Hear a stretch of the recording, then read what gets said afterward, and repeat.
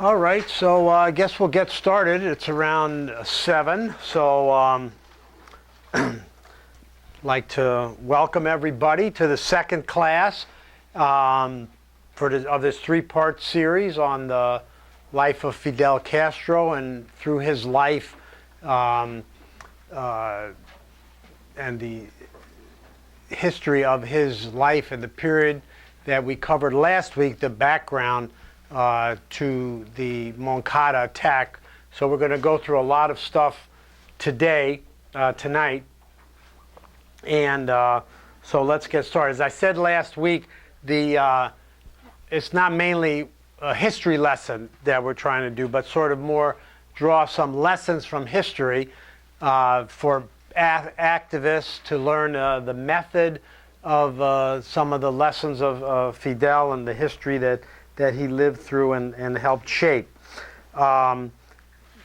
So this class is going to deal with the Fidel as revolutionist of action, as political organizer and as a military leader. Now, we gave some of the background towards the end of the class last week, the period leading up to the seizure of power by the Batista government, the series of weak governments that existed since in the late 40s, and the Grau San Martin government, which was a series of weak and corrupt governments, and sort of the decay in Cuban society.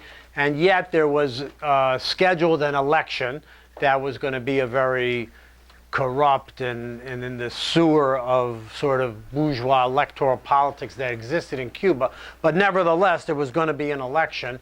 And that election, it was clear Batista, who had led several coups, and Batista was looking to get some kind of legitimacy for his government.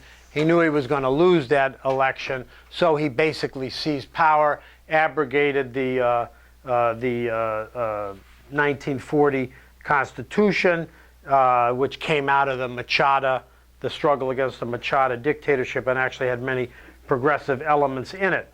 And this was blatantly backed by the United States. So shortly after the coup took place in 1952, and Fidel and a series of patriotic youth began to organize for a military assault in the name of defending the 1940 Constitution and defending the Republic, and they began to organize.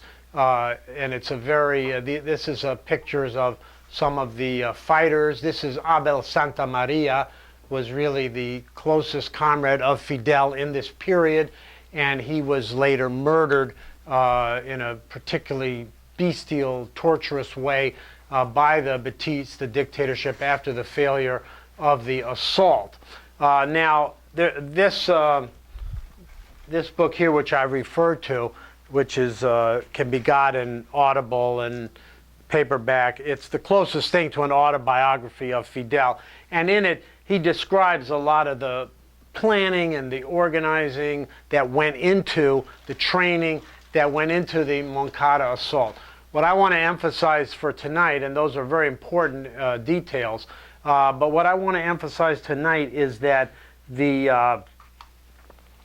is the failure of the attack for technical reasons and other factors, but nevertheless the attack after it failed is a classic example of like the military political victory coming out of a military defeat, or what could be presented as a clear military defeat, because the assault failed. Most of the combatants were captured alive and tortured to death in a way that became very public very fast. Abel Santamaria, for example, was in front of his sister, who later became a leading revolutionary fighter with Fidel, Aide Santamaria, founder of the Casa de las Americas, a great figure in the Cuban Revolution. But her brother, Abel, was tortured to death in front of her by gouging his eyes. And this became known, and murdering him. This became known. And so the revulsion of the Cuban population to these youth that were seen as patriots, that were fighting to defend democratic freedoms and so on, was universal. So this became a factor in sort of staying the hand of the Batista executioners. This is the Moncada barracks, and you can see the bullet holes. This is not a very old picture, so they've preserved the bullet holes. If you ever make it to Santiago, it's definitely worth visiting. So Fidel was saved by a black sergeant who promised that he would preserve his life. So Fidel and some of the other ones were not murdered, and they went to prison. And the famous, while there was still enough political space in Cuba, not much, but that there was a trial. It was a rigged trial of the revolutionaries, and Fidel took the dock. Fidel was a trained lawyer who became a revolutionary, had a practice in Havana, and he kept saying it's practice. He was always giving his services to the poor of Havana, so he never was able to make a going concern. But he was a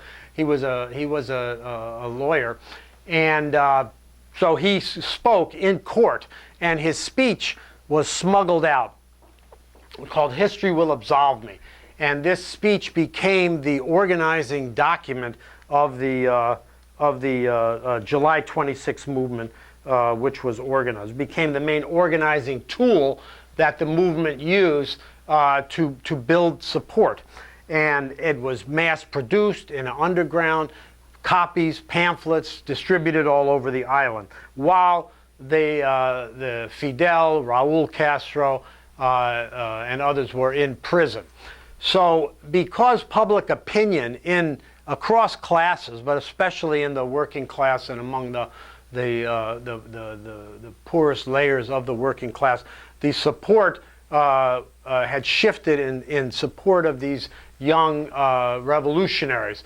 And Batista, and using this book and this pamphlet as a main organizing tool, they organized a massive amnesty campaign. And really, after 2 years in prison, the Batista government felt that they needed so they granted amnesty, this mass campaign that had developed. Part of that was that it was impossible while they were in prison to kill them because of the spotlight of public opinion. So many of Batista's goons and the death squads that were unleashed that were clearly targeting Fidel and the others. So very quickly they moved, this is the getting out of prison after the successful amnesty campaign. This is Raul, Juan Almeida, Fidel, and other combatants. So very quickly they went to Mexico, and we discussed a little last week that in Mexico at that time, the traditions of the Mexican Revolution, the traditions of political asylum, Mexico was full of colonies of refugees from many struggles against dictatorships and different regimes, including opponents of Batista. There were colonies of Cubans and so on. This is where Fidel met Che. This is a young Che. They're in a Mexican prison together. They were sprung from that prison because right-wing pro-Batista elements working with Batista had gotten them arrested. And the former president of Mexico, Lázaro Cárdenas, who was a Mexican president in the 1930s and led the campaign to nationalize Mexican oil, it granted asylum to Trotsky, was known as a very progressive figure, and he intervened. He was very prestigious in Mexico to get them freed. This is the disembarking in the wrong location, unfortunately, of the Granma, the expeditionary force, and of the 82 revolutionaries that had been recruited. I think about 12 or 16 actually survived. And then they reconnoitered in the countryside. This is Fidel and some of the revolutionaries. While they were in Mexico, it was very intensive training, veteran of the Spanish Civil War, which, as I mentioned last time, Fidel was totally immersed in the history of that.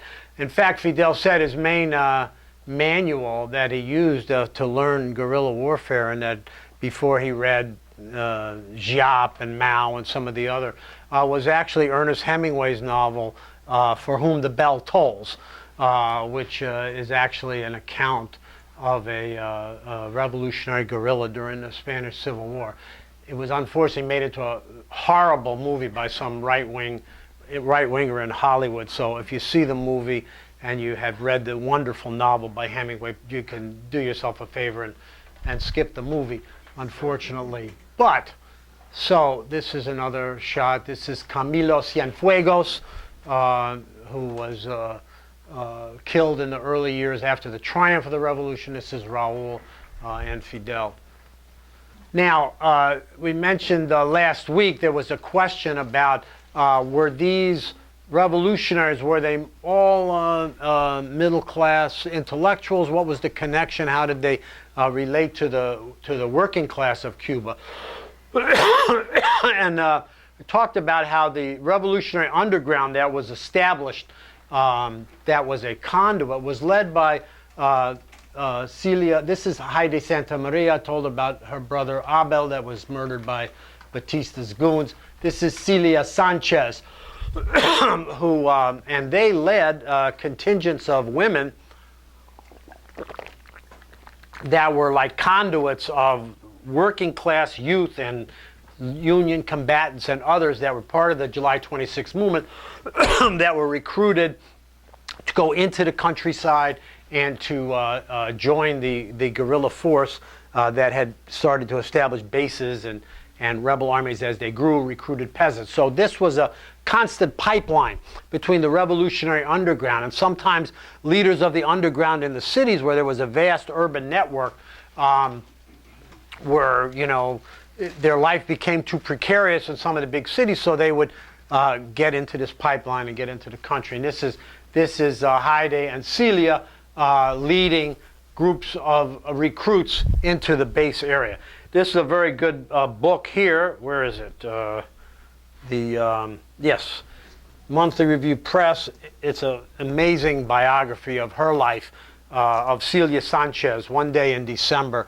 This a revolutionary hero and somebody whose life was fascinating. Now, she was a middle-class intellectual, maybe not intellectual, but came from middle-class origins. But the integration into the working-class struggle and her immersion in that is something that's in that book is very well detailed. Okay, so now we get to the revolution at the Battle of Santa Clara at the end of 1958. The Batista regime realizes its days are numbered. The cities are in insurrection, especially Havana. Batista flees to the Dominican Republic, and the revolutionaries find themselves in power. There's a long march into Havana, and hundreds of thousands of people line the streets. So now, this is an interesting situation. I'm going to go step back a second and talk a little bit about some of the theoretical questions that gets involved here. Because we've seen, for example, in the last 20, 25 years in Latin America, a whole number of anti-imperialist and progressive governments come to power through an electoral process. And these governments come into conflict with the vestiges of the state, oftentimes a neo-colonial state, whatever that's left over. And this becomes the basis for a lot of conflict. In Cuba, you had a different dynamic, and it's something to understand and grasp when we look at the dynamics of leading a socialist revolution, which is what happened in Cuba. When the revolutionaries took power, and I'm going to, if we have time later, I have a little clip of, I don't know if any of you have seen the wonderful movie, The Godfather Part 2. It has it's actually some amazing scene, with a lot of, as they say, verisimilitude, which means true to reality, of what that period was like. But the Batista police, which was basically just a force of murders, they murdered like 20,000 people in the course of the revolution, and were particularly you know, strutting their power and stuff. But that just dissolved. You know, they were just getting on the first boats that they could get to Miami. The whole police force, basically, the army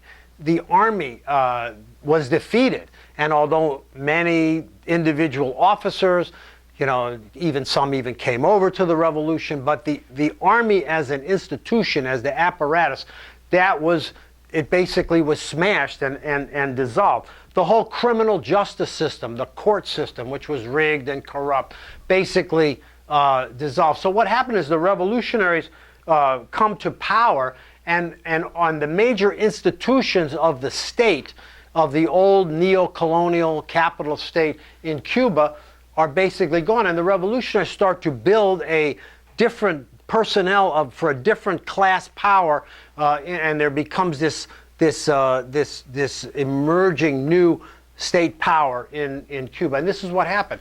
Revolutionary police tribunals were organized to bring to justice people. You know, Che, and one of the slanders against Che is that he was the executioner. The right wing sends out all the stuff that Che organized, all the murders of the dissidents right after the revolution. What basically happened was that this was, like I said, the police and army, very brutal, 20,000 people killed, torture in every police station, all of that. People, after the triumph of the revolution with the vacuum of power that took place, they basically began to lynch these cops on the street and basically public executions. And the revolutionary government felt it was important to have a legal process. And so they organized popular tribunals. They presented evidence. John Lee Anderson's book on Che, which is not generally a very good book, but he does have a very good section in there where he details, and there's no evidence that every one of these guys got a fair trial. People were anxious to give evidence about, you know, the crimes and the murders and so on. So about 200 of them were executed after legal proceedings and so on.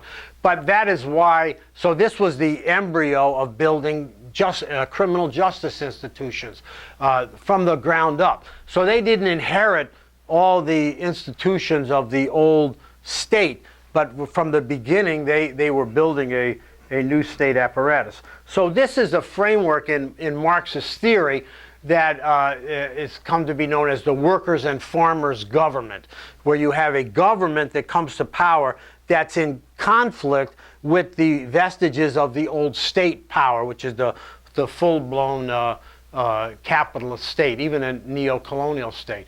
And this has happened in history. The Communist International, while Lenin was still alive, began to explore this thesis of the stages by which a socialist revolution takes place. And in history, when we see especially the events that came out of World War II, that this was in Algeria, you had the similar type of government, and in China, in the transition from when they first took power and then when the capitalist property forms were overturned, this transition of what they call a workers and farmers government. And Cuba is really a classic illustration of that dynamic. So while this is happening, so the government is taking power, the guerrillas and the revolutionaries are taking power, and these institutions dissolve. So this is what they face. It's not the same as, say, Hugo Chavez in Venezuela or Evo Morales in Bolivia, or some of the other progressive anti-imperialist government that came to power through elections with the same army, the police, and some of these forming the basis for some of the conflict. So that was a different dynamic. Now, so the government begins, this workers and farmers government that's in power and is building its own bodies of, Engels and Lenin. They talk about what is the state, and they, using the, I guess, sexist nomenclature at the time, they say it comes down to bodies of armed men. That's what the state comes down to. You could say bodies of armed men and women now, since there's more women have been allowed to serve in the U.S. Army, for example. But basically, that is the bottom line repressive apparatus. So they were in power and building their own institutions. So the very first thing, the thing that ties everything together, the social reforms that the revolutionaries are trying to implement, is land reform. And they set up, and I go into this a lot in this essay that's part of the reading for this class, The Life of Fidel, and others. But the land reform really ties together and is at the center of all the social reforms that take place. The smashing of segregation and de facto, the Jim Crow Cuba, the women's liberation, and literacy campaign, all of these tremendous programs. So all of these, what ties it all together is the land reform. This was a product, a very thought out. They set up the Institute of Land Reform, INRA.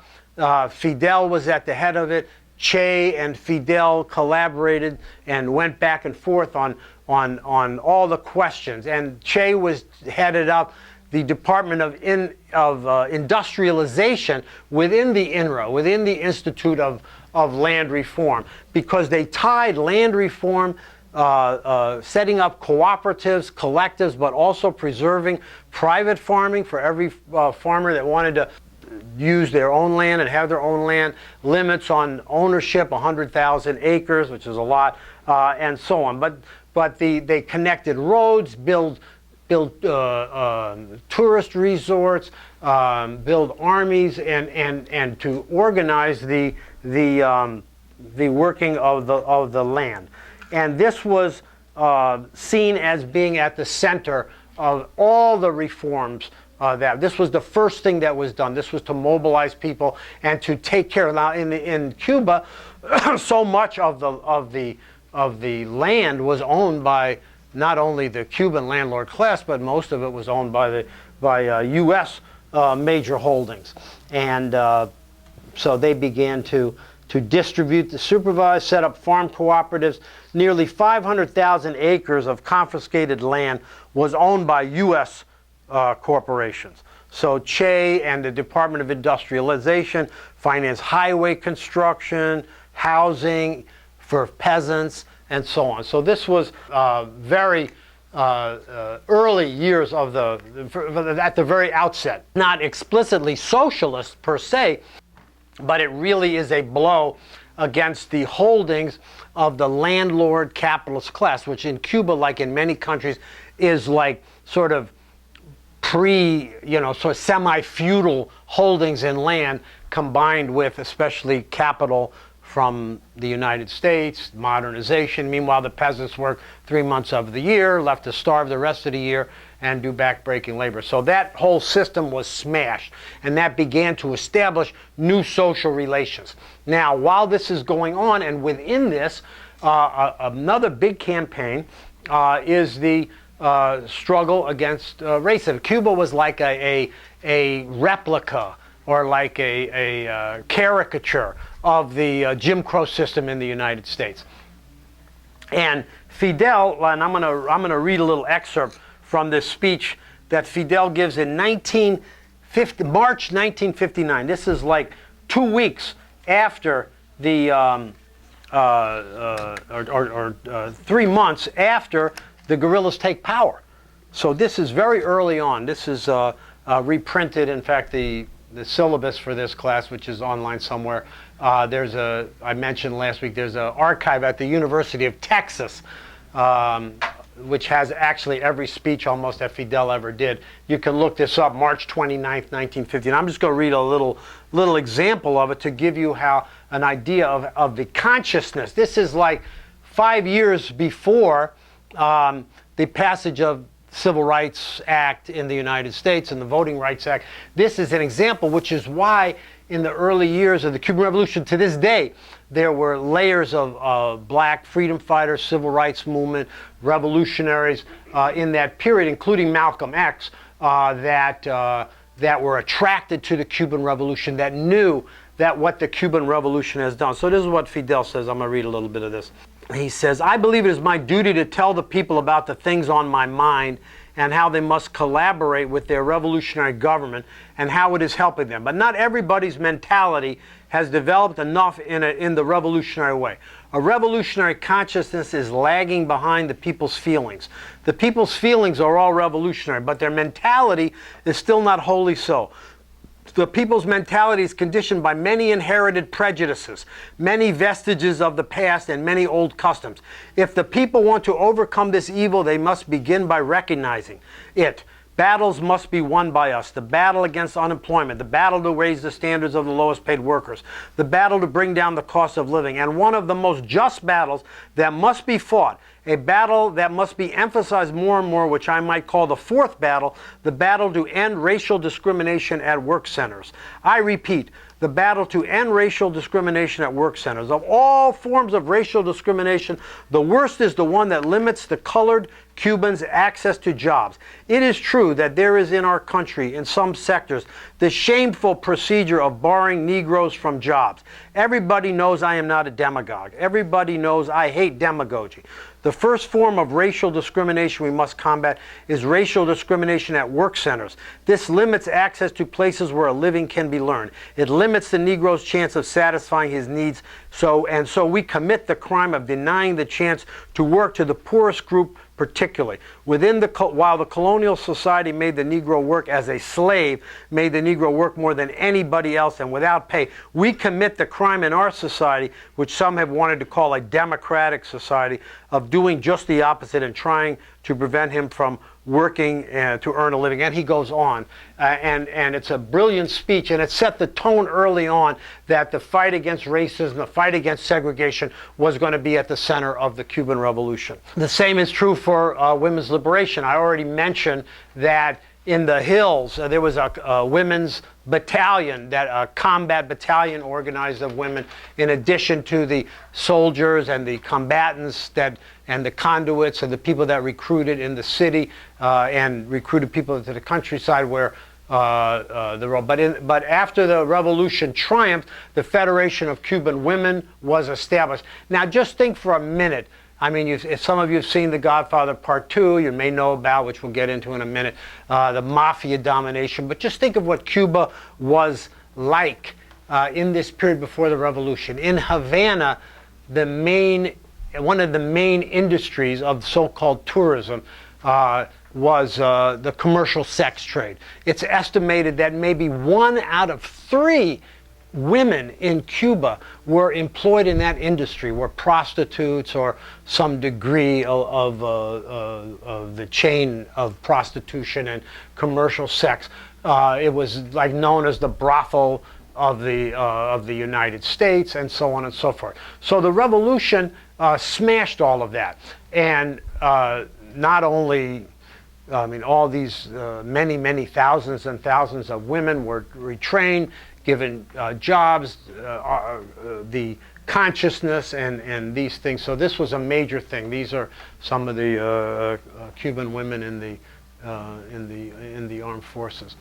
Tied to this also, and many of the women, young women, that were the bulk of the cadre, even to this day in Cuba, has some of the highest indices of women in professional occupations, teachers, doctors, nurses, and so on, of any country really in the world. But the literacy campaign was particularly women in the leadership. This was an amazing effort that reduced illiteracy, that smashed basically total illiteracy within a matter of a few years, getting all Cubans up to a 3rd grade, then 6th grade, then 9th grade level. And today, where Cuba, I think the United Nations bestowed us as one of the first countries in the Americas, if not the world, to be illiteracy-free territory. And this was a massive campaign. It was going on while the revolution, as we'll get into in a little bit, was coming under tremendous attack militarily by the United States government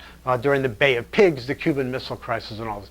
These are all pencils these are teachers that are going out into the countryside teaching people how to read and write, getting their certificate, and so on. Several were murdered by mercenary forces at the time of the Bay of Pigs. Okay, so at this time, these reforms are taking place on all these, and are having a huge impact on social relations inside Cuba. because social relations are changing. And social relations are what are at the key of any genuine revolution. The way you can tell if a revolution is a real revolution or just a fake revolution, revolution of rhetoric and so on, is when they begin to change the social relations in society between workers and bosses, between peasants and landlords, between men and women, between blacks and race and white supremacists, or whatever you want to call it. So in this period, Cuba goes from a workers and farmers government to, again, in this terminology that we're using that comes out of the Marxist movement, becomes more of a worker state. And it does a worker state or a socialist, where the fundamental character of the state and of social relations is moving in a socialist direction. And they're doing this under the whip. They're very conscious on the one hand, but there's also a degree of just events that are forcing this process along, because this is the period 1959, 1961, when the Bay of Pigs, when the United States government, first under Eisenhower and then Kennedy, decides that this is not just some typical radical sounding and even a few radical acting Latin American government, that this is a government led by conscious people that know what they want and that are serious about elevating the position and the political power of the working class and the poor peasants. So we move into the realm of the Socialist Revolution. So this involves, all of these things involve narrowing what Marx calls the prerogatives of capital. So this is not explicitly socialist measures, but they flow. One of the first ones was the rent law. In Cuba, like in New York, the rent is too damn high. And in Cuba, one of the first laws that they passed was to, I think, reduce rents by like 80%, was it? Something like that. It was 10% of a salary. Yeah, it couldn't be any more than 10% of your salary. That's not bad. We could use that in New York, I'm sure. So this was also, and you can imagine that the apartment owners, and many of whom were U.S., but not all, they weren't too happy about that. The other thing here is the expropriation and destruction of the U.S. mafia. Now, this is from the St. Louis Globe-Democrat. This was very popular in the period before Fidel, became demonized. After some of these cops and others were executed after illegal proceedings, and they started to demonize Fidel in the U.S. press. Fidel was very, very popular. You can find video on YouTube of Fidel doing a tour in New York City in 1959, where he goes to Penn Station. He's mobbed by people. Mayor Wagner, who was the mayor at the time, comes out and greets him and gives him the key to the subway or whatever, And so this is not only a moral thing about the sordid, sleazy system that these mafia families had imposed on Cuba and all that. This was a major economic question too. By kicking out and expropriating the property of these people, that's a big chunk of capital in Cuba. Remember, Cuba was completely dependent on U.S. capital. Many of its factories were dependent on U.S. parts, were owned by U.S. companies. So this revolution is taking place, and at the same time its industry and its factories and its ability to produce goods they're being squeezed by the United States. The United States refuses to refine its oil, all in response to these legal measures taken by the revolution. This is about 5-6 minutes long, but it's really great. People that haven't seen it, haven't seen it in a while. It's actually filmed in the Dominican Republic because of the U.S. blockade. They couldn't film in Cuba, Coppola, but they recreate.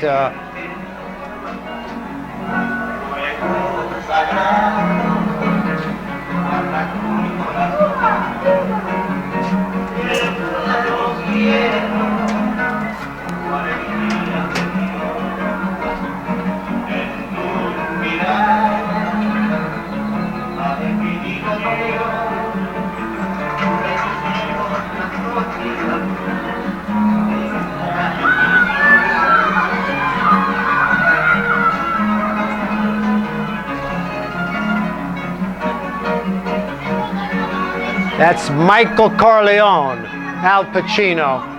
playing the, Michael Corleone. getting ready to buy into the businesses in Havana.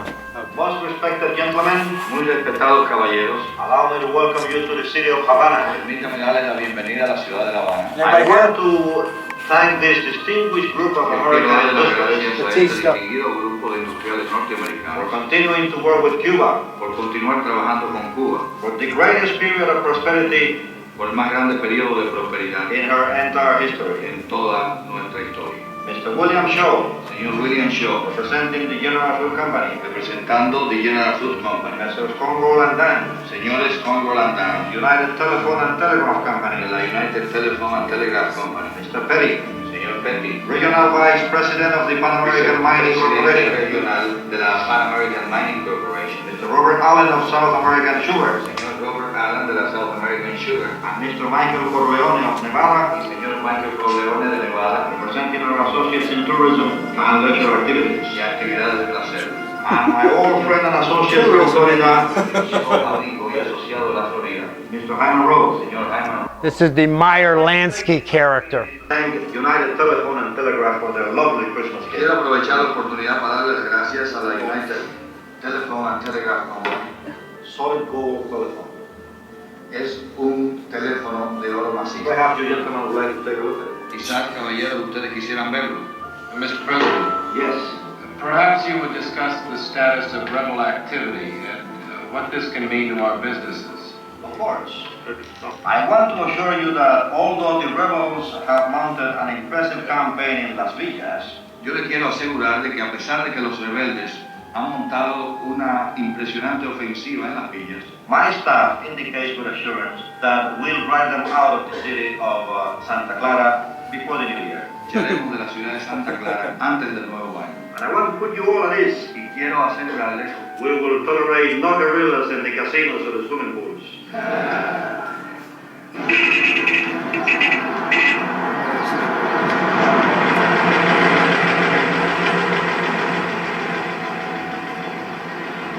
So this is a scene where he witnesses a revolutionary attack. 15 o 20 minutos.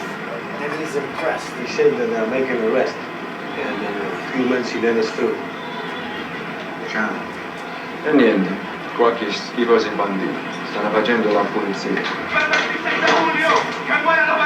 Viva Fidel, viva the 26th of July movement.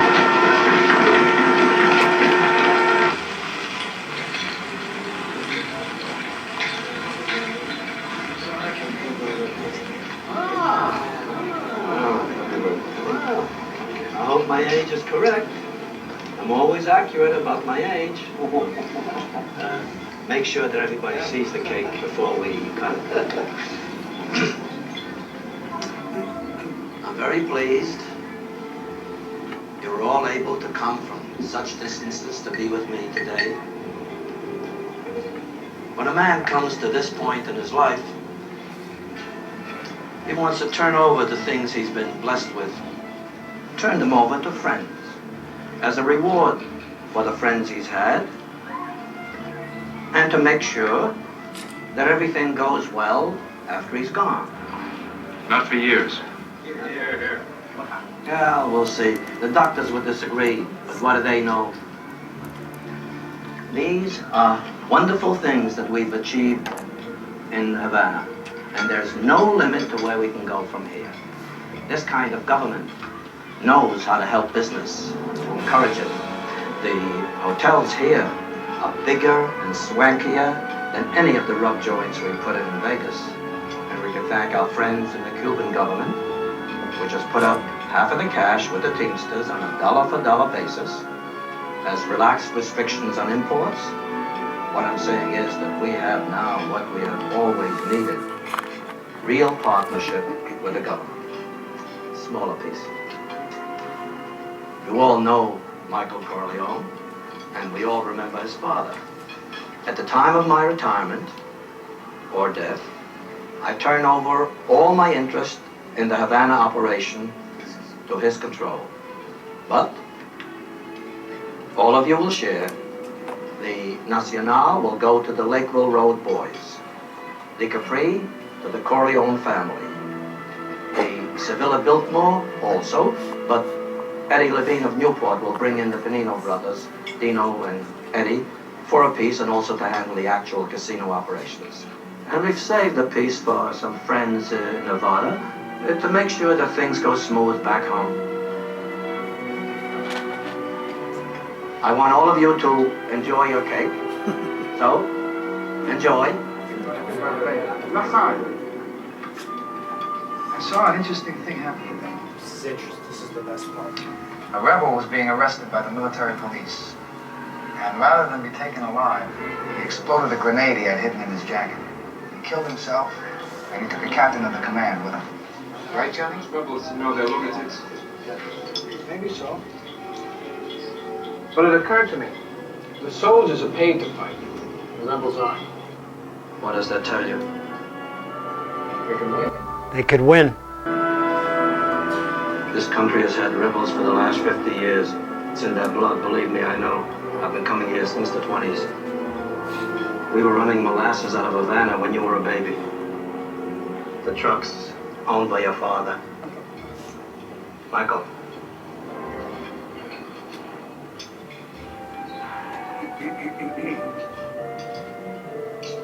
I'd rather we talked about this when we were alone. The 2 million never got to the island.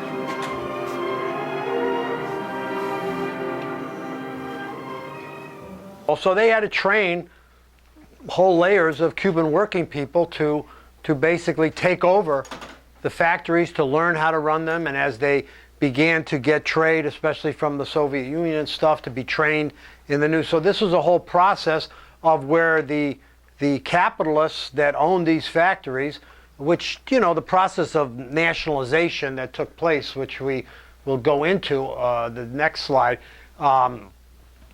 was a legal proceeding, and any industry that or company that was scheduled to be nationalized or proposed to be nationalized was compensated. It was all through a legal process under international law and so forth. But the U.S. capitalists that owned many things in Cuba, in the land and in the cities, were not interested in negotiating any compensation or so on. They were expecting fully that the United States would be bringing back them and their property rights through overthrowing the Cuban government. So that was what they expected. So at the time after the defeat of the mercenaries at the Bay of Pigs, Fidel announced that there was nationalization of banks and these industries, and he said, we will nationalize them down to the nails in their boots, and so on. So this is a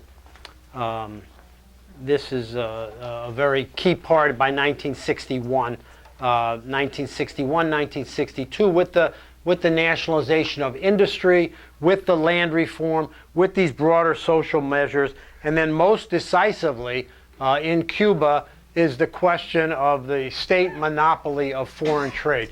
This is the measure that really supersedes the market forces in Cuba at that time. So and then planning comes in. You began to overturn, although it's still functioning within a world market and world capitalist economy, but at the same time within Cuba, trade is mediated through this new worker state. So this puts them in a position, because it existed at the time, where they could, to a degree, with all positives and negatives, that they could also integrate their economic system into the existing systems that existed in the Soviet Union and Eastern Europe, to take the place of and get spare parts and stuff for their machinery.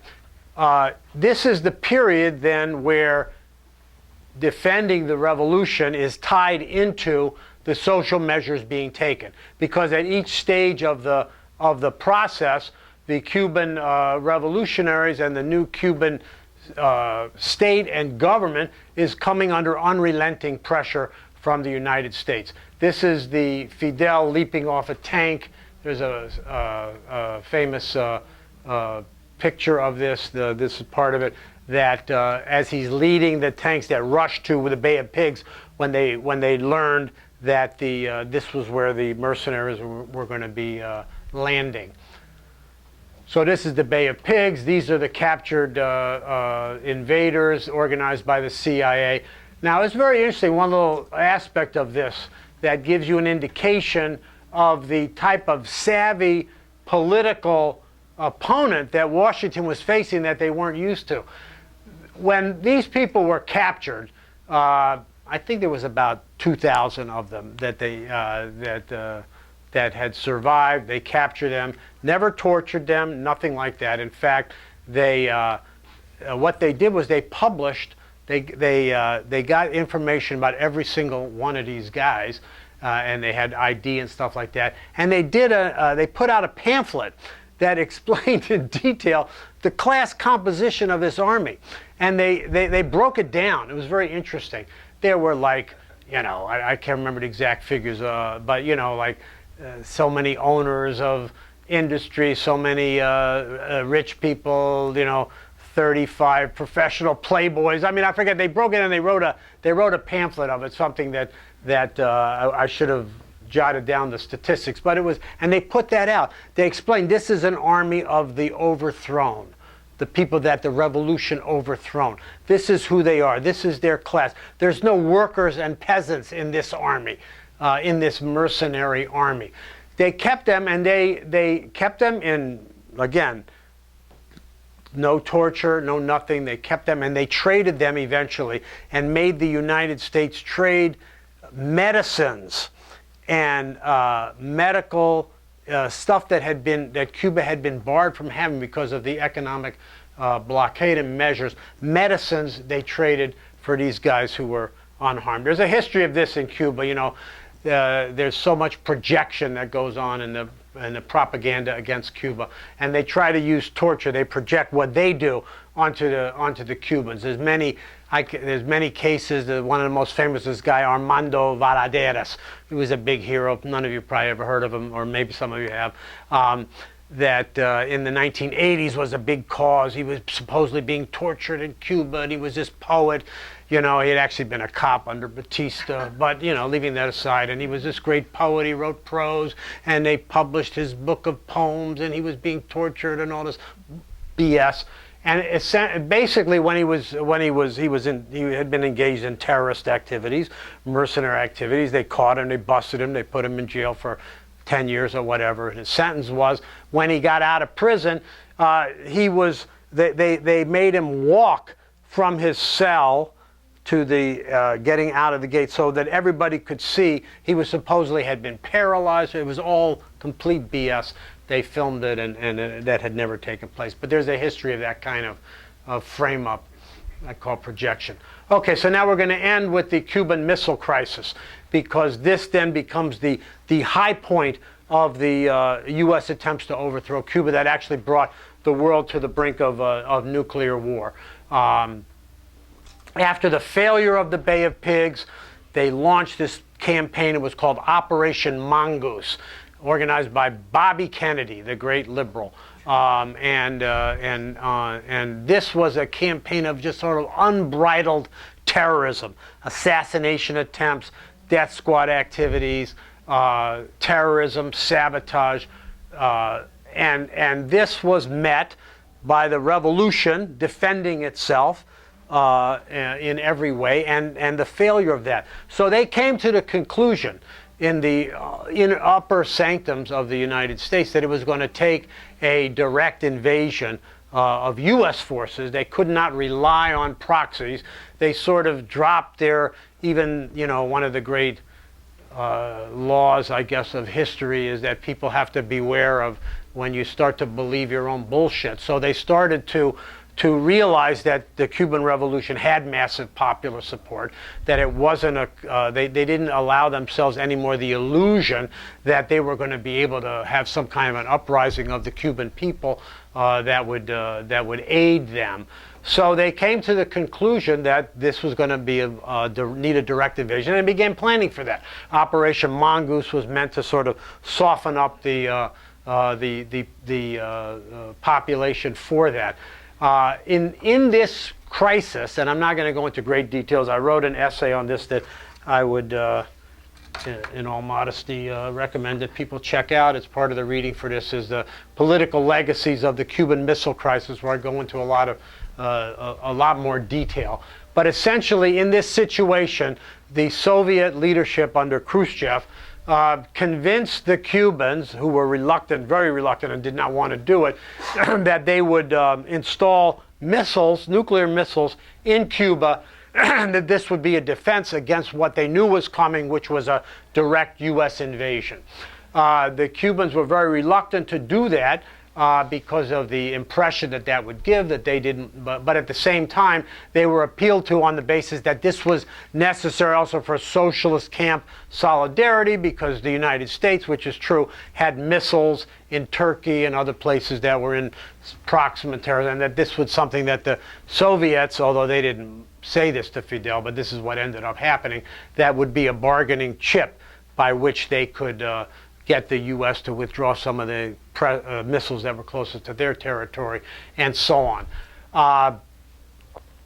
But Fidel insisted this is actually legal for us to do this, and the United States does this. So really, you should be open about this, because you shouldn't have any illusions that the United States is not going to notice that they have the most advanced capability for tracking things like this, that they're not going to see it. And he insisted that this be open, and that what they were doing was legal. Of course, the Soviets wouldn't do that. Of course, it did get found out, and then the Cubans, the Soviets withdrew the missiles without taking into account at all, without consulting with the Cubans, and without by jettisoning the Cuban demands, such as stopping U.S. attacks and so on. They got some weak pledge that was not legally binding, but nevertheless they felt the need to uphold it for many decades, not to directly invade Cuba, although the sabotage, terrorism acts and things like that were going on.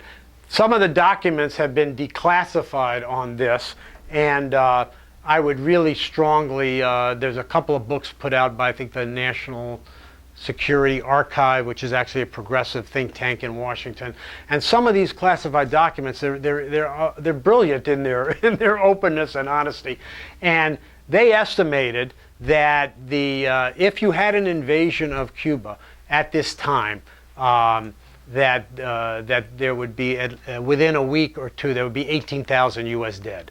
So, the whole world was treated to the spectacle. We're on nuclear alert, and I remember I was a very young child at that time. Everybody would walk around from school. Many of you here are probably too young to remember that, which is probably good. But anyway, everybody thought that, a very good chance the world could end. So this is where I'm going to end it here. I had a clip, but I don't want to go through all of the. This is the New York Times headline at the time. But at this time, this was the culmination of this whole period. So we come out of this period, and then the Cuban Revolution survives this. There's this situation then where we go into the period of the guerrilla struggles in Latin America, the struggles of the 60s, the 70s. That's going to be the topic of the class next week, and we're going to frame it within the frame of the whole question of revolutionary leadership in the world, and what the contribution of Fidel Castro and the Cuban Revolution to that question. Because all of us, I think, if we're here at the People's Forum, we're activists in different social struggles and so on, and we're looking for ways that we can be effective in our fight. So these lessons, and looking at this next class, we're going to go into things like what happened in Chile, the Cuban role in Southern Africa, and the internationalist foreign policy of the Cuban Revolution, and why that is still crucial to be defended today, that everybody that's involved in whatever struggle you're involved in, struggle against police killings and violence, struggle,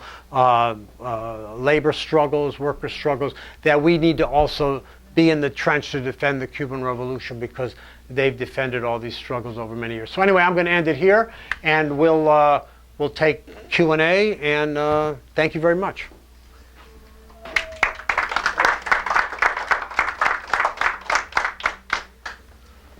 Okay. All the way in the back. Shep.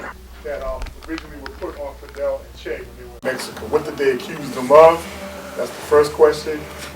Second question, I know if in the movement it was always said that initially Fidel did reach out to establish a relationship with the United States. So my question is, when did the U.S. officially break, that whole, or deny that whole relationship? The last question is, this whole trade of medicine for the captives, how was that medicine tested and who supervised that? Knowing how the U.S. is. Well, I don't know the answer to that last question, but I think there was a mechanism. It was a long, drawn-out negotiation because it was an absolute political humiliation for the United States, because at first they didn't even want to recognize that they had anything to do with the Bay of Pigs, and this is what caught them off guard at the UN. They painted over Cuban flags on mercenary jets and on U.S. jets and so on and so forth. The question of the charges in Mexico, Batista and the Mexican government had formal relations, so they could conjure up some charge that they're interfering in Mexican politics, they're exiles. They were political refugees, so their status, even though it was a contradiction in the Mexican government.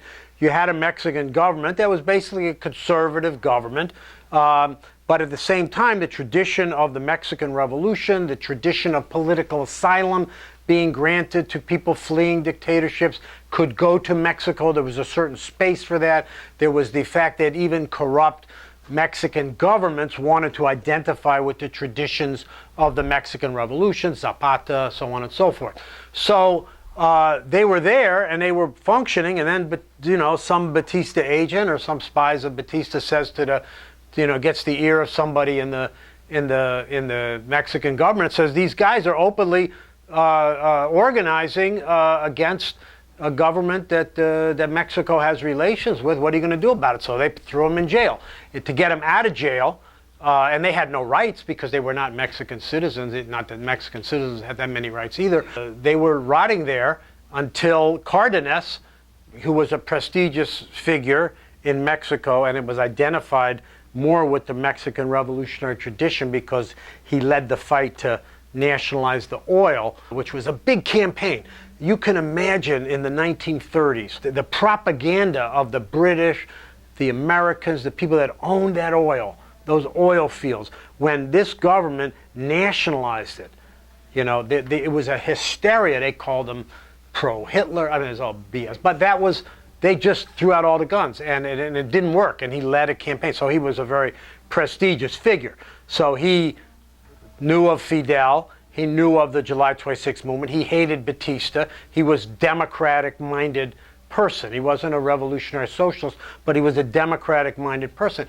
And he said, I'm going to go on a big public campaign to free these young patriots, and, you better free them. So they did, and pretty soon after, they were pretty close to being ready to leave on the Granma anyway. Some U.S. propaganda tries to paint the U.S. as having supported Fidel and that there were always... There were, and it is true, and there's documents that show us that there was always, they always played a double game. They would always have agents, and there's a very good book. I remember the author's name, Thomas Edsall, but I don't remember the title. It's a very good book that documents the U.S. policy towards Cuba in that last period, because they were very pro-Batista. They supported Batista to the end, but they could see the way things were going. So they did send out, the CIA had feelers, they had people that tried to infiltrate the guerrilla army, and the Cubans, upon taking power, they had no intention of trying to provoke a premature confrontation with U.S. imperialism. Fidel put a lot of energy politically into appealing to the U.S. population.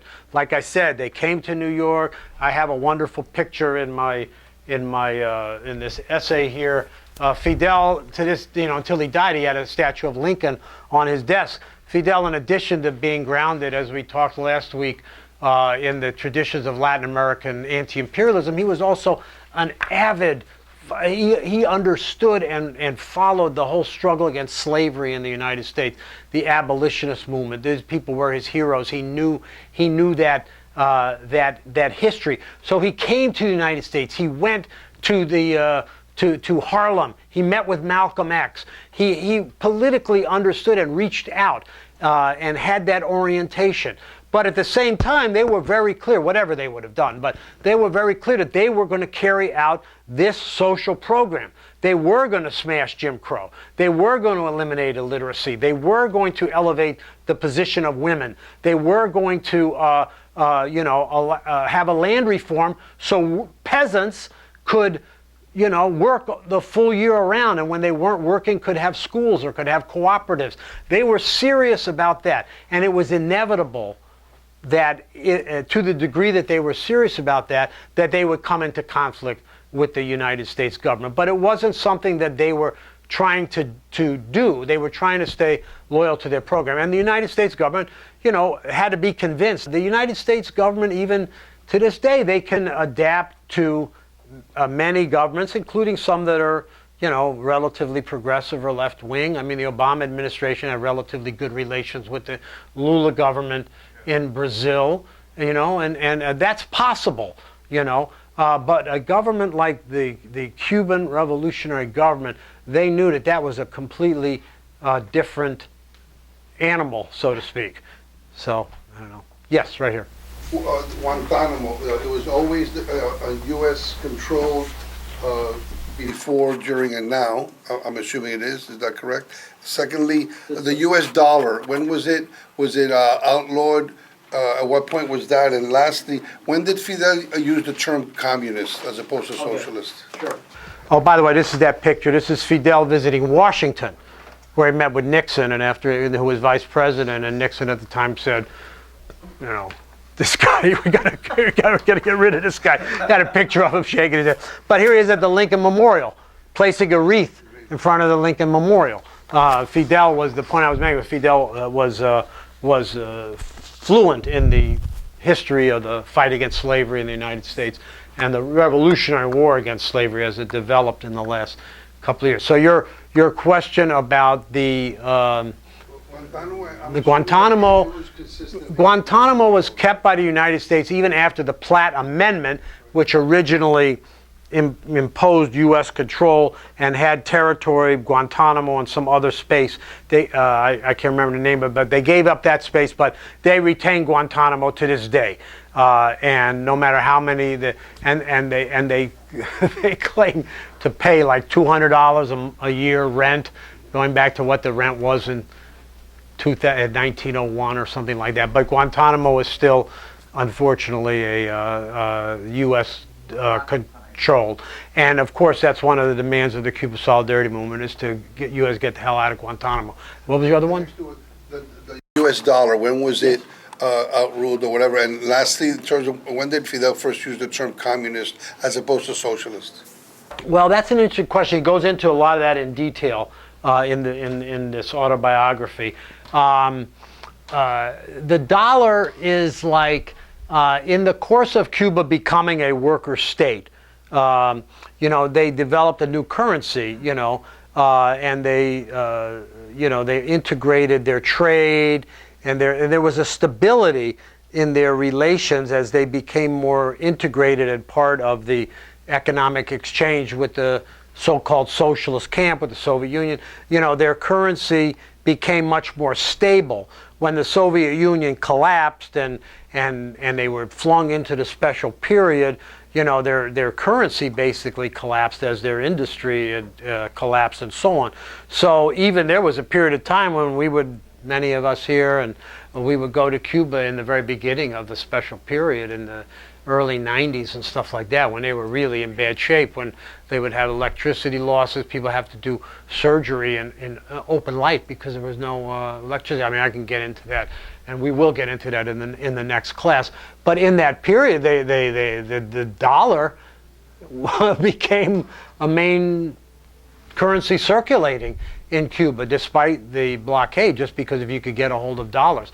So eventually, it was a real struggle for them to get that currency. In terms of the term communist, Well, you know, this is there was a communist party in Cuba, later renamed itself the Popular Socialist Party.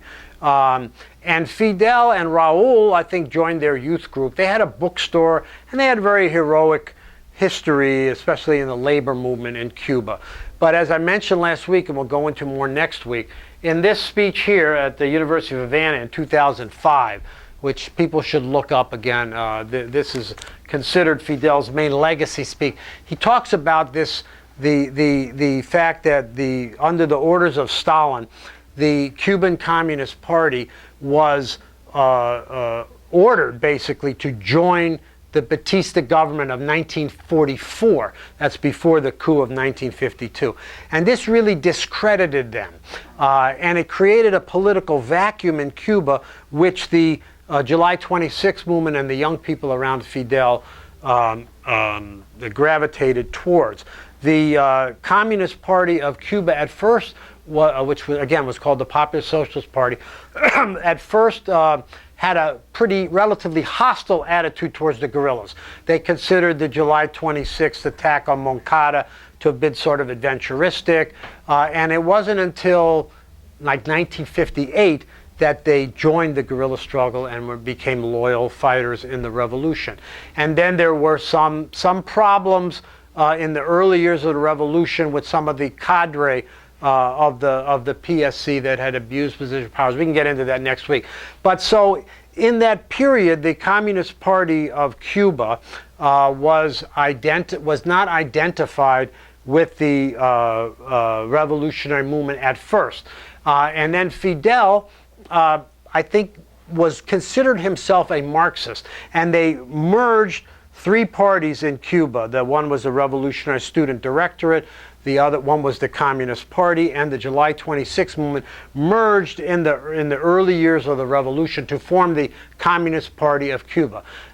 Che had already considered himself a Marxist, and there were many cases where Fidel describes, and I would say in this book he describes in more detail, how his thinking evolved.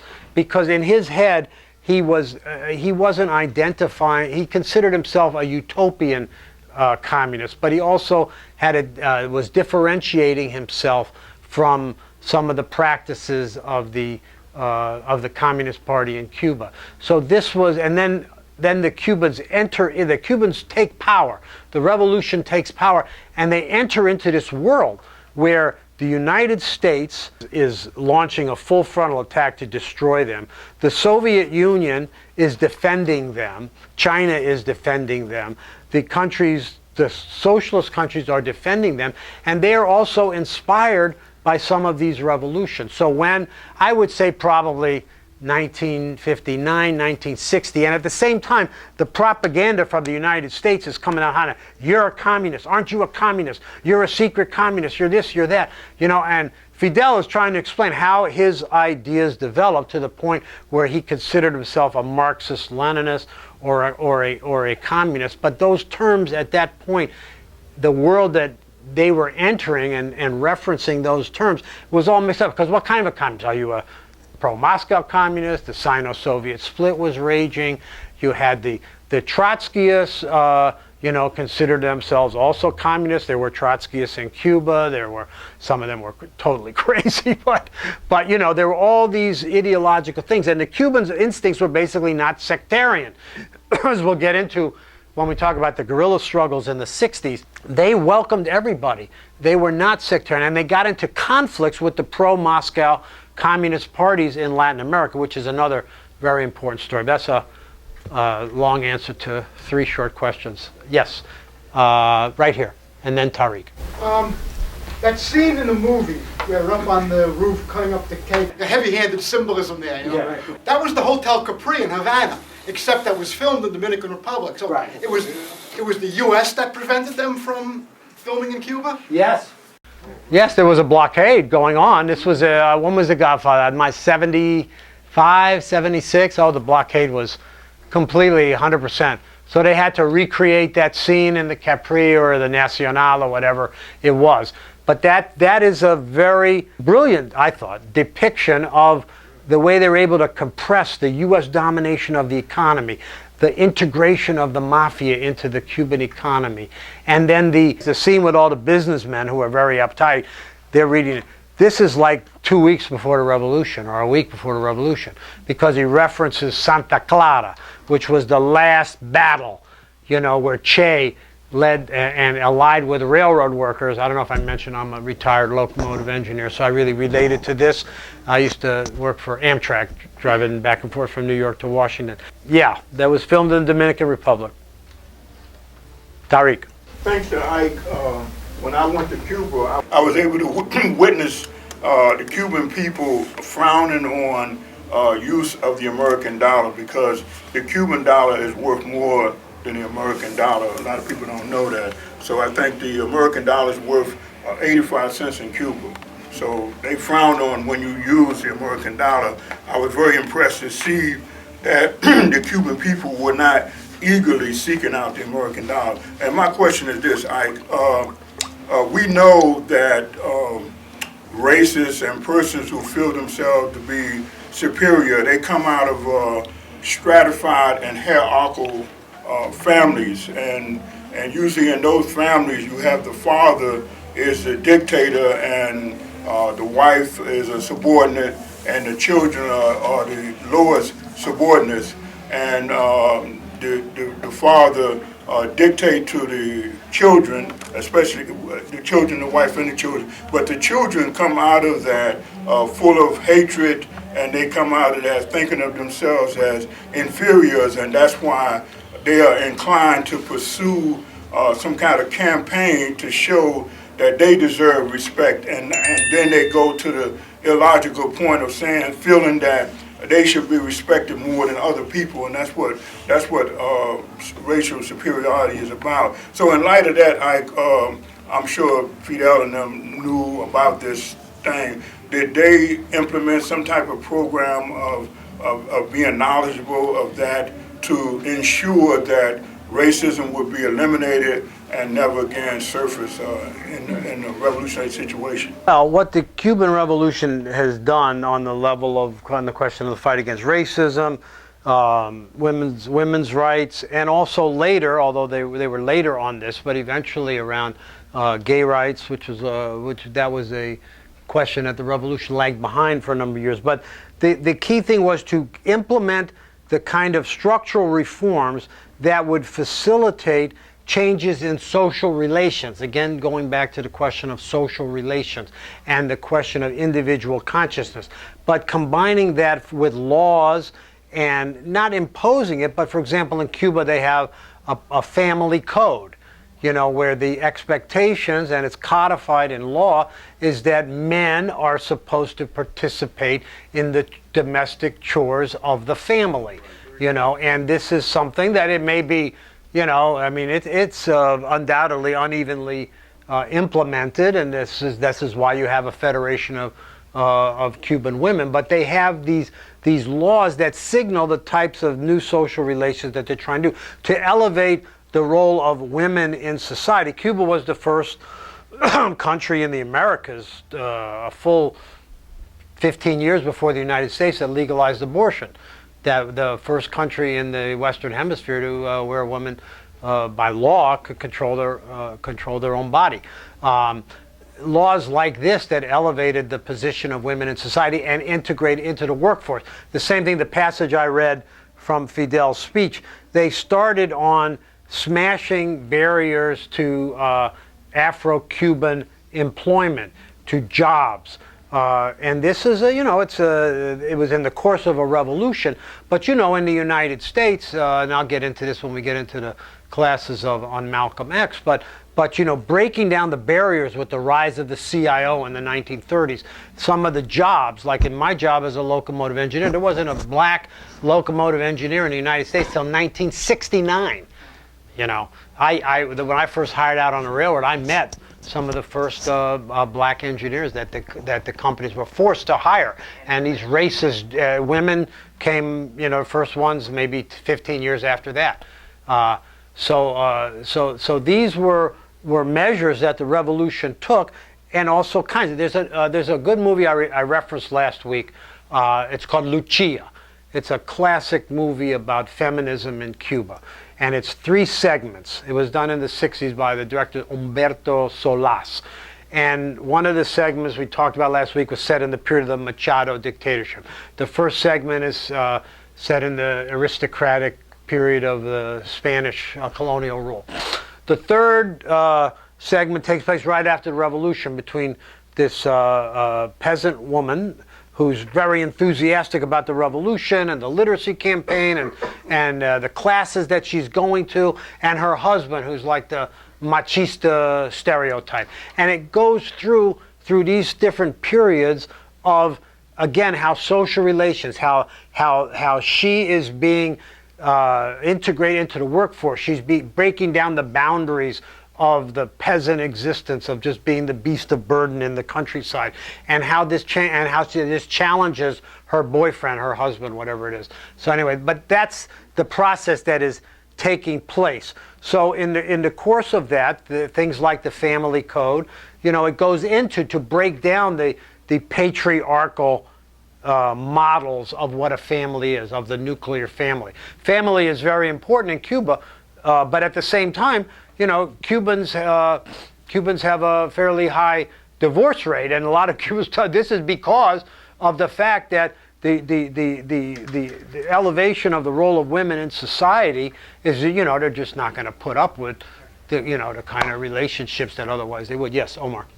So the film Lucia, I could go on YouTube and just type in the film that you just mentioned. Lucia, yes. Lucia. Is it available on YouTube? You can look it up. It's hard to get. You can get it. There's a DVD of it that I've seen flood. There's a lot of great Cuban films that have not really made it onto Netflix, and there's a channel that's called the Criterion Channel. I don't know if anybody's seen that. It's like a lot, and you can see Memories of Underdevelopment there. But movies Lucia, Memories of Underdevelopment, Death of a Bureaucrat. If you can find any of those films, go on Amazon and see if some third person. They're all great movies that capture that period. Martin Scorsese, interestingly enough, has taken it on as a personal project to renovate and digitalize a lot of these classic Cuban films, which he's a big follower of. He did that with Memories of Underdevelopment. All the way in the back. Hey, good to see you. Thank you. Hey, Jesus. I had 2 questions. The first one is, what industries or crops help to sustain Cuba throughout this whole period, maybe even that is still part of its economic survival to this point? And then the second question is, and I'm not sure how to phrase this, but you said earlier that there's a lot of people here, maybe activists, people that may be independently educated. You said during the literacy campaign, they had to go out to the countryside and start to teach people who didn't even know how to read. So I'm wondering what kind of experiences, learning, maybe you've discovered through all that when they try to go out and explain to people what's going on with this political stuff. Marxism isn't always easy read. How do they learn how to break down or inspire people to take on some of the more maybe academically or challenging things, and how did that go in Cuba? Did people take to it, or is that part of that whole thing? Well, the literacy campaign was a massive mobilization of mostly young people that were inspired by the revolution, that fought in the revolution or mobilized in support of the revolution, that were mobilized to go into the countryside to teach peasants or go into some cities to teach workers how to read and write. They didn't go in there with volume 2 of Capital for sure, but they did go in there with chalk and blackboards and alphabetization and things like that.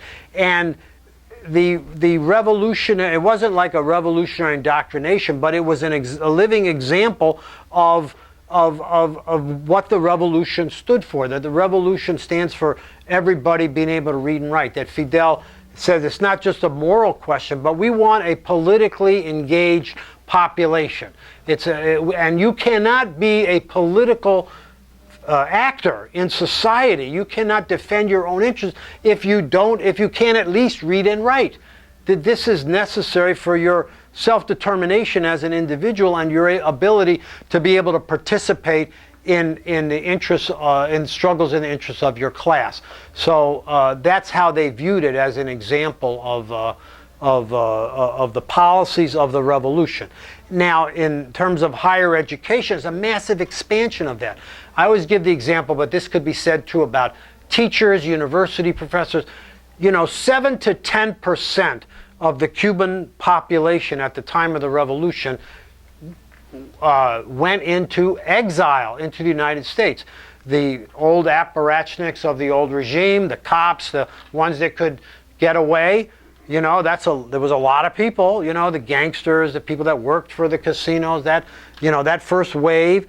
A second wave of the bourgeoisie of Cuba, the minority that really owned, they went, expected to come back. And then a larger layer of middle class and professionals that bought into, not all of them by any means, but a lot that bought into the anti-communist propaganda. There was the CIA's Peter Pan operation. Remember that, where they organized in the Catholic Church hierarchy, that said they're going to take away your children and they're going to do this, they're going to do all these horror stories. And that led, in this movie Memories of Underdevelopment, which everybody should check out, deals with, it's a brilliant movie about one sort of intellectual whose whole family leaves, but he decides to stay. He's not for the revolution, he's not against the revolution, but he decides to stay. So anyway, in the case of doctors, there were 6,000 doctors in Cuba before the revolution.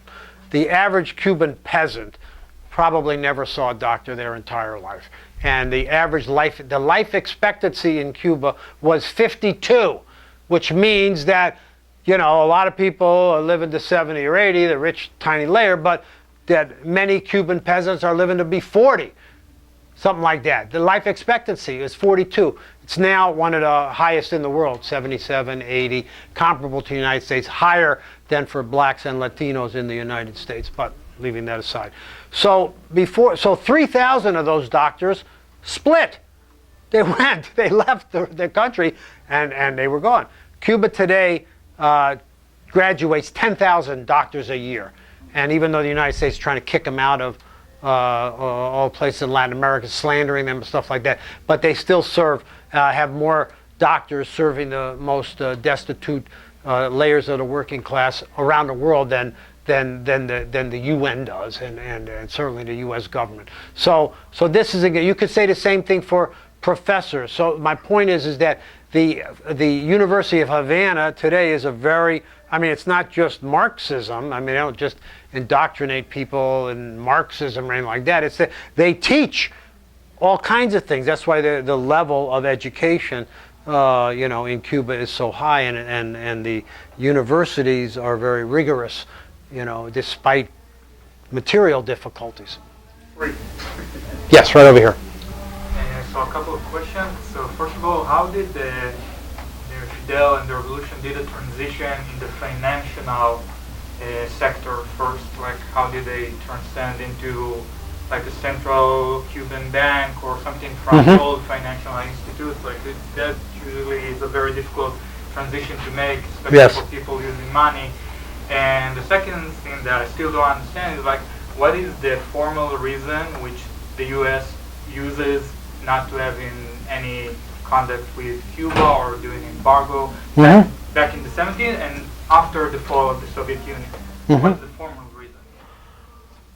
Well, the reason that they give is, democracy, human rights, all this, BS. This is the cover. The real political reason is the example of Cuba in terms of their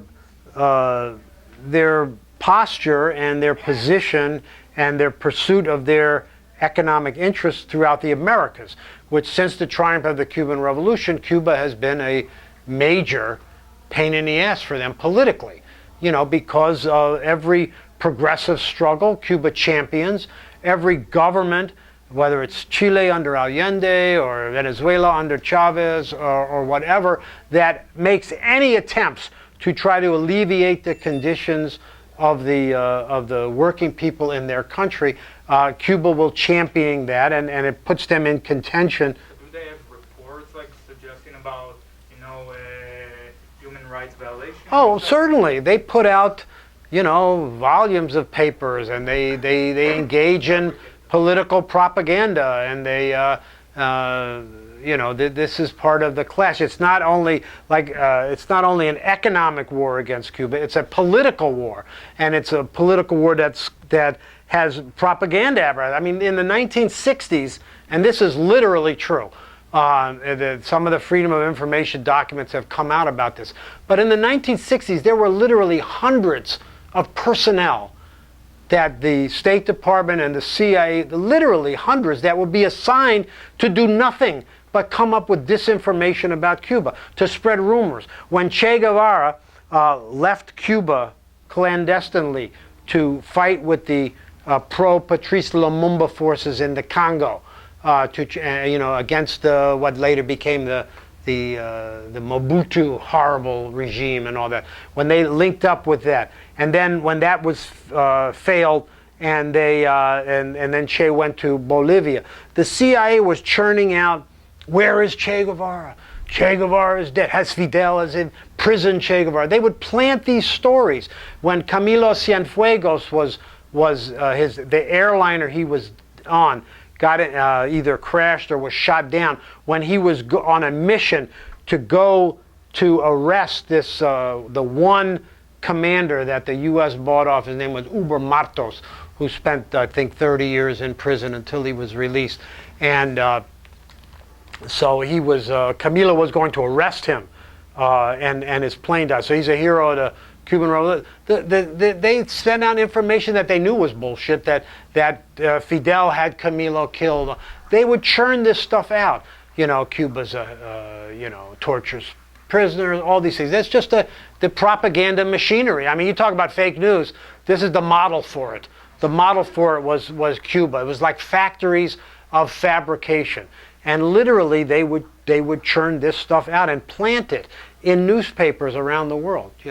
Can you point to a particular report? I mean, you hear individual anecdotes they talk about this person, but is there a report which presents numbers where our government is claiming that in numbers that Cuba's human rights violations in terms of arrests, whatever, are so horrendous? Because there are some things that are surprising. I mean, I was doing research on Zimbabwe, and even the CIA statistics have some sort of what seem to be very neutral and certainly very impressive numbers about Zimbabwe's production compared to most of the rest of Africa or whatever. I mean, I was like, oh, even the CIA is admitting how well they were performing during Mugabe, etc. So I'm just curious.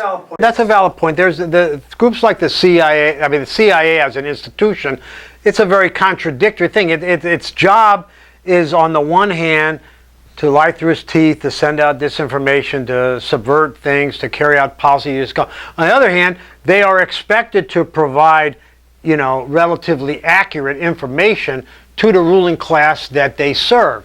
They're not making policy, they're carrying out policy. So a lot of times, especially when the CIA, as it always does, gets reputational hits, like in the Church Commission in the 70s when all these assassinations and murders and things were exposed, they go into a defensive mode. But they can, and the State Department too, they have bodies that put out reports. State Department puts out reports every year, and it's not like about human rights in the world, because it's very important for them politically to present themselves as being for democratic rights, to present themselves as being against oppression.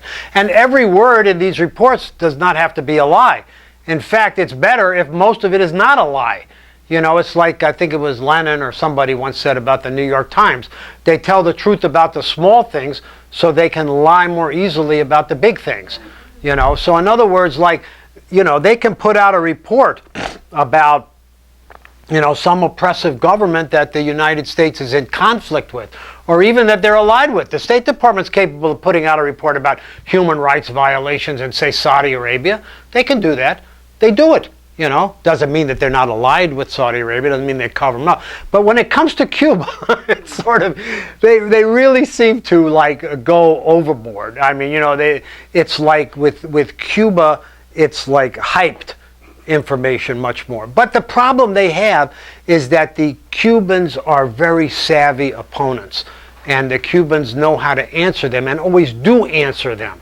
So whenever some lie is spread, they always counter it. They always counter on the fact that much of the world knows whether they support the Cuban Revolution or not. If you go to the UN every year, the overwhelming majority of the people of the governments of the world and the peoples of the world that are sympathetic to Cuba, that knows more of the truth about Cuba than we do, based on the misinformation and the corporate ownership of the U.S. press. You know, 192 to they get this year they picked up Bolsonaro's Brazil. Usually it's just the United States and Israel blocks with the United States on his vote, but they actually carry out a lot of trade and travel with Cuba. So you know, it's like they just vote that way. But you know, the truth is that policy is politically isolated, but they still do it, you know. I mean, the stuff that Trump says today, what they're saying about Cuban doctors.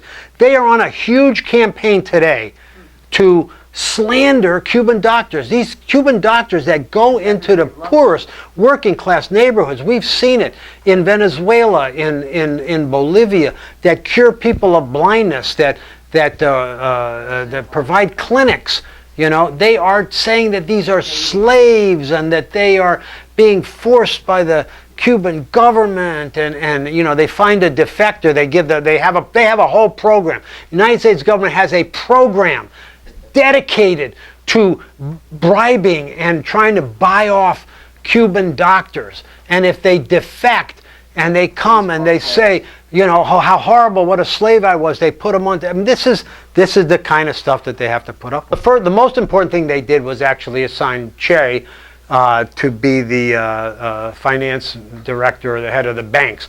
But that was a process that they quickly centralized banking functions in a central state bank.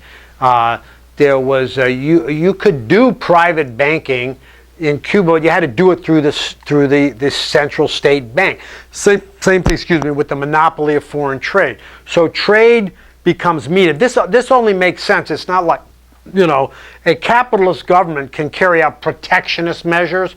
You know, it's like they sometimes alternate. If it's to their advantage, they'll be more protectionist. If it's their disadvantage, they'll be more free trade, depending on what the state of their opponent is. But a workers' state, especially in a relatively poor and unindustrialized company, cannot possibly compete with advanced capitalist technique. So through having a state monopoly on foreign trade, that trade and capital that comes in, they will, this can be used, the foreign exchange from that can be directly used to advance the living standards of the people. It's not mediated through that. So that they were able to do that, to nationalize Cuban-owned banks, which were not really that significant, and capital, and centralize the bank. And then that was combined with the monopoly of foreign trade, so that became a central, and that again became a central mechanism again in one of the key characteristics of a worker state. And in the case of Cuba, a worker state that was healthy and not as bureaucratic, because you could argue in that period Soviet Union was a worker state, but it was extremely, by that time, bureaucratized and state heavy. But Cuba was a case where these institutions and these were infused by rank and file workers, the bank workers that were, you know, engaged in control, accounting, things like that. So that wasn't so difficult a transition.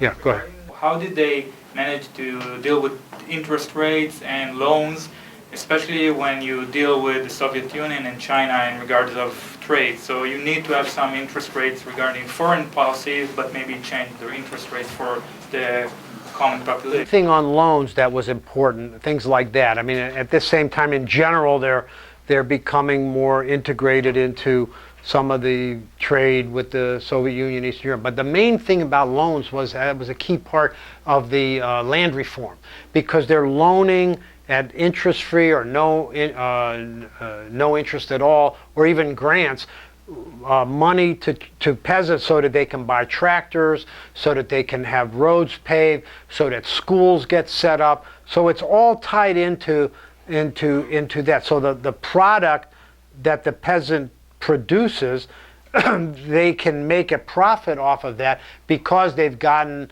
a loan to be able to buy a tractor, because the state has built roads that connect one village to the other, so it's easy for them to get their produce to the market, things like that. Omar. As far as international relations, back during that time, how was the relation of European countries such as France, England? I mean, was that rocky at the same time? That's very interesting, because actually Canada never broke relations with Cuba.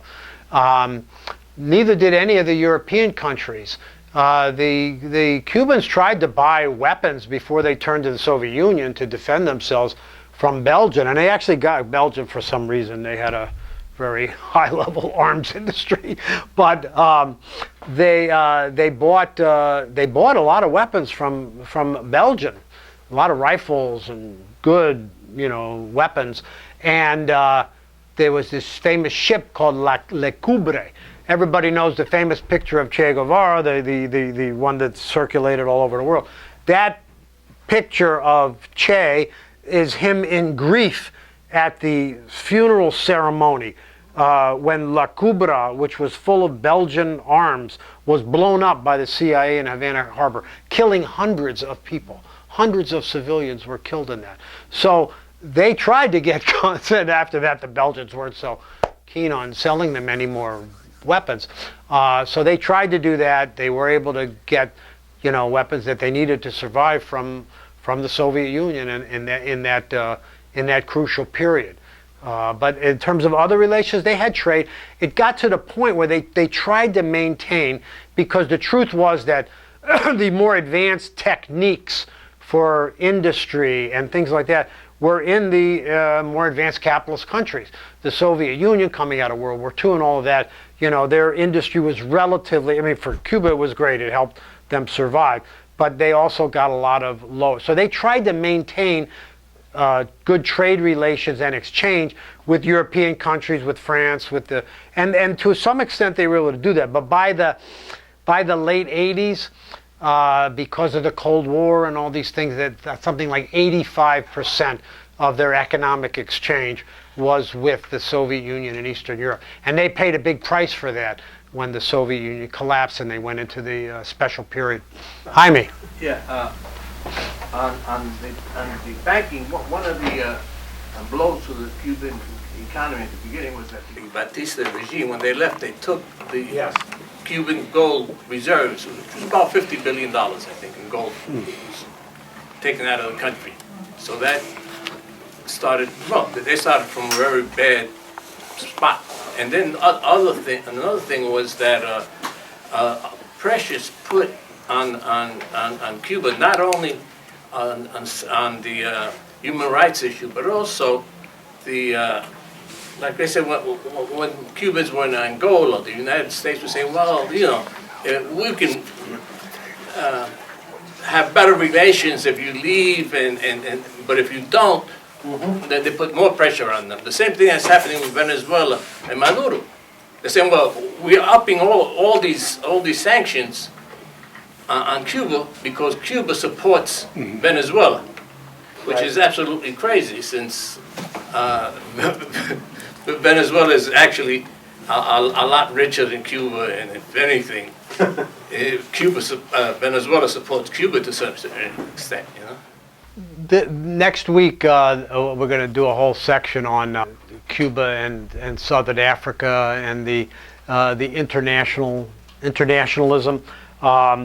But your point, that's very very important. You mentioned, people typically say the Cuban government, got rid of private property, they took everything, but you mentioned before how people were allowed to hold on to a certain amount of rural property.